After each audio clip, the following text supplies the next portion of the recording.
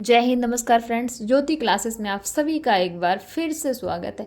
Friends, जैसा कि आप सभी को पता है कि हमने अपनी होम साइंस क्लास 6 की सीरीज़ कंटिन्यू कर रखी है और जिसमें हमने अभी तक चैप्टर 1 to 10 को बहुत ही अच्छे से पढ़ा है। आप सभी से रिक्वेस्ट है कि अगर अभी तक आपने चैप्टर 1 to 10 की वीडियोस नहीं देखी है तो सबसे पहले प्लेलिस्ट में जाकर चैप्टर 1 to 10 की वीडियोस देखिए, क्योंकि मैंने पूरे ही चैप्टर्स बहुत ही अच्छे से कंप्लीट करा रखे हैं और उसके एक एक टॉपिक को बहुत ही अच्छे से एक्सप्लेन किया है और साथ में उनके सोल्यूशन भी कराए हैं। तो चलिए फ्रेंड्स, बिना टाइम वेस्ट के चलते हैं आज की क्लास की तरफ। आज स्क्रीन पर आप देख पा रहे होंगे, ये है हमारा चैप्टर 10 जो कि हमने इसके प्रीवियस क्लास में किया था। तो पता है फ्रेंड्स कि जब भी हम कोई न्यू टॉपिक स्टार्ट करते हैं तो हमने जो प्रीवियस में पढ़ा है पहले उसका एक क्विक रिवीजन ले लेते हैं, बिकॉज यू नो दैट ना, revision is the most important part of our study.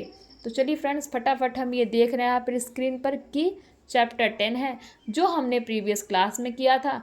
तो आगे का टॉपिक कंप्लीट करने के पहले इसका हम फटाफट एक क्विक रिवीजन ले लेते हैं। हमने देखा था सिलाई कला यानी कि सीविंग आर्ट।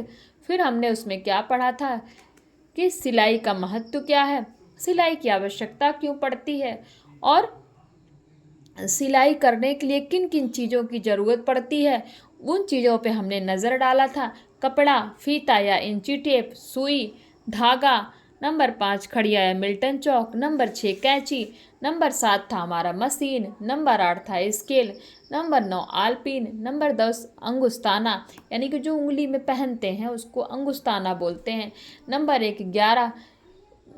11 प्रेस या इस्त्री, आप कुछ भी बोल सकते हैं। यानी कि सिलाई करने के लिए हमें इन 11 चीज़ों की आवश्यकता पड़ती है। हमारे सिलाई किट में ये 11 चीज़ें होनी चाहिए। फिर हमने नेक्स्ट टॉपिक कवर किया था कपड़ा काटने से पूर्व ध्यान देने योग्य बातें। उसमें हमने ये कुछ पॉइंट्स देखे थे। फिर देखा था सिलाई करते समय ध्यान देने योग्य कौन कौन सी बातें हैं, उसमें कुछ पॉइंट्स हमने देखे थे। फिर हमने देखा था सिलाई कला के ज्ञान से क्या लाभ होता है, वो हमने कंप्लीट किया था फ्रेंड्स, कि अगर हमें सिलाई कला का ज्ञान है तो उसके क्या क्या लाभ हो सकते हैं। तो ये सारा चीज़ हमने प्रीवियस क्लास में कंप्लीट किया था। तो चलिए फ्रेंड्स, आई होप एक बार रिवीजन हो गया होगा। आज देखते हैं आज का टॉपिक। आज हम करेंगे चैप्टर 10 के स्मरणीय तथ्य, जिसमें हम देखेंगे कि इस पूरे चैप्टर के कुछ इम्पोर्टेंट पॉइंट यानी कि इसकी समरी भी आप उसको बोल सकते हो। चलिए फ्रेंड्स, फटाफट देखते हैं। पहला पॉइंट है शरीर के अनुरूप उचित नाप से सिले गए वस्त्र देखने में सुंदर लगते हैं। नंबर 2, कुशल गृहिणी बनने के लिए बालिका को सिलाई का ज्ञान अति आवश्यक है। यानी कि किसी भी बालिका को एक कुशल गृहिणी बनने के लिए सिलाई का ज्ञान होना अति आवश्यक होता है।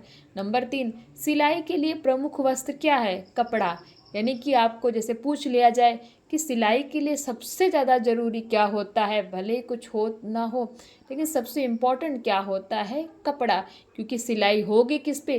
कपड़े पे ही होगी, इसलिए सिलाई का प्रमुख वस्त्र ही क्या है? कपड़ा है। नेक्स्ट पॉइंट है नाप लेने के लिए इंची टेप का प्रयोग किया जाता है। पूछ लिया गया कि कपड़े के नाप लेने के लिए किसका प्रयोग करते हैं फ्रेंड्स, तो इंची टेप का प्रयोग करते हैं। धागे के चुनाव कपड़े के अनुसार ही करना चाहिए। फिर स्केल का प्रयोग कपड़े के ड्राफ्ट खींचते समय अवश्य किया जाता है। स्केल का प्रयोग क्यों किया जाता है? कपड़े के ड्राफ्ट खींचने के लिए किया जाता है। कपड़ा आड़े खड़े का ध्यान रखकर ही काटना चाहिए। कपड़े पर उल्टी तरफ निशान लगाना चाहिए। आपसे पूछ लिया जाए फ्रेंड्स कि कपड़े के किस तरफ निशान लगाना चाहिए और निशान लगाया किससे जाता है? मिल्टन चौक से। जिससे हम कपड़े पे निशान लगाते हैं उसको क्या कहते हैं? मिल्टन चौक कहते हैं।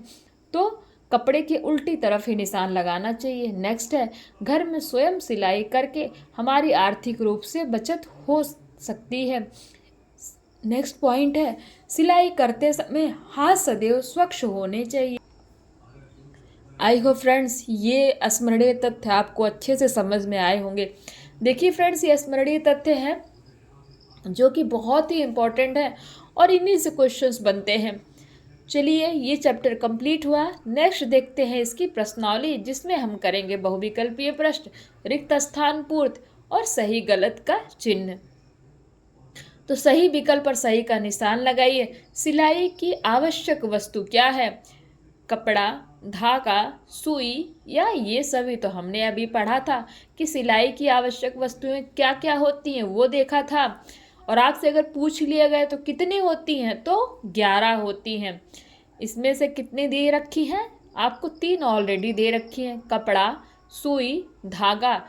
तो आंसर क्या हो जाएगा? ये सभी, यानी कि ये सारी ही सिलाई की क्या है? आवश्यक वस्तुएं हैं। नेक्स्ट है, कैंची की धार होनी चाहिए मोटी, इनमें से कोई नहीं, उपरोक्त दोनों या तेज।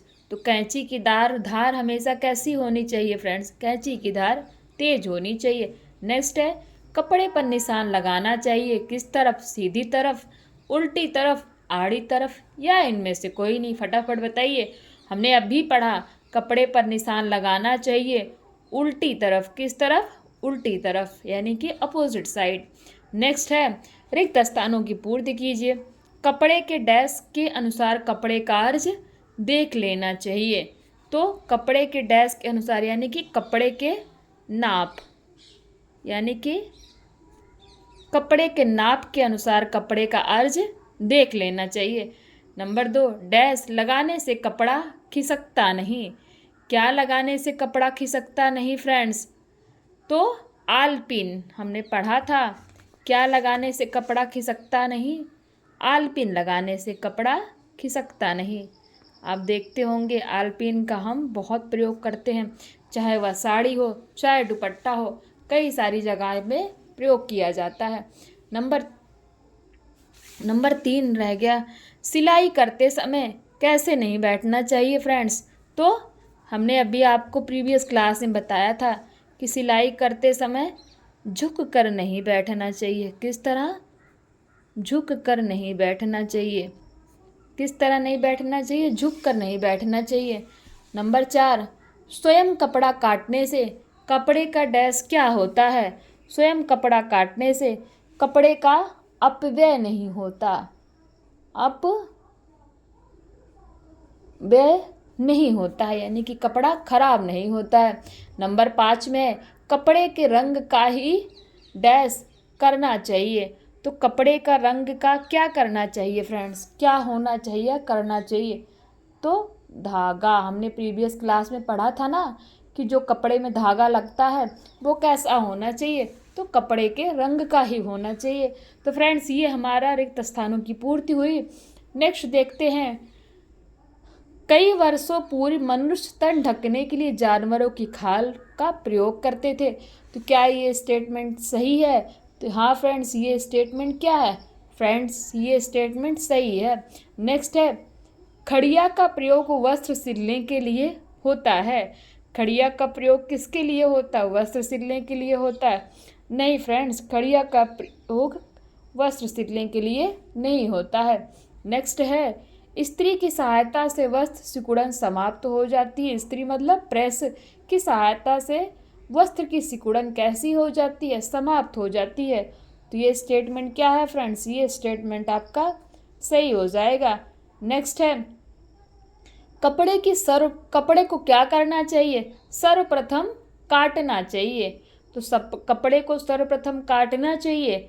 नहीं फ्रेंड्स, कपड़े को सर्वप्रथम काटना नहीं चाहिए, यानी कि पहले उसका ध्यान रखना चाहिए कि किसका आड़े खाड़े का ध्यान रखना चाहिए, फिर कपड़े को काटना चाहिए। तो फ्रेंड्स, ये था पूरा चैप्टर जिसमें कि हमने इसकी बुक एक्सरसाइज की और इसके स्मरणीय तथ्य किए और इस चैप्टर को बहुत ही अच्छे से हमने समझा। आई होप आपको ये चैप्टर समझ में आया होगा। ये देखिए, इनके क्वेश्चन ना कराने के क्या रीज़न है? इन क्वेश्चन के आंसर क्या पूछा है? प्राचीन काल में मनुष्य कैसे कपड़े पहनता था? तो हमने अभी ऊपर ही देखा, मनुष्य तन ढकने के लिए जानवरों की खाल का प्रयोग करता था। वस्त्रों की आवश्यकता हमें क्यों होती है? सिलाई के लिए प्रमुख वस्तु क्या क्या है? पतले कपड़े के लिए किस प्रकार की सुई का उपयोग करते हैं? इंची टेप से आप क्या समझते हैं? किस प्रकार के वस्त्र देखने में सुंदर लगते हैं? अंगुष्ठाना का प्रयोग सिलाई में किस प्रकार करते हैं? मिल्टन चौक से आप क्या समझते हैं? तो फ्रेंड्स, ये देखिए कितने भी इजी क्वेश्चन है। तो इन क्वेश्चन को आप सॉल्व करने की कोशिश कीजिए। अगर फिर भी आपको इनके आंसर नहीं सॉल्व होते हैं तो मुझे कमेंट के माध्यम से बताइए, मैं इन क्वेश्चन के भी आंसर आपको प्रोवाइड कराऊंगी। तो फ्रेंड्स, ये थी आज की क्लास। आई होप आज की क्लास आपको अच्छी लगी हो। अगर क्लास अच्छी लगी हो तो इस सीरीज के साथ बने रहिए और फटाफट इस सीरीज को हम ख़त्म करेंगे। तो चलिए मिलते हैं फ्रेंड्स नेक्स्ट क्लास में। तब तक के लिए जय हिंद, नमस्कार।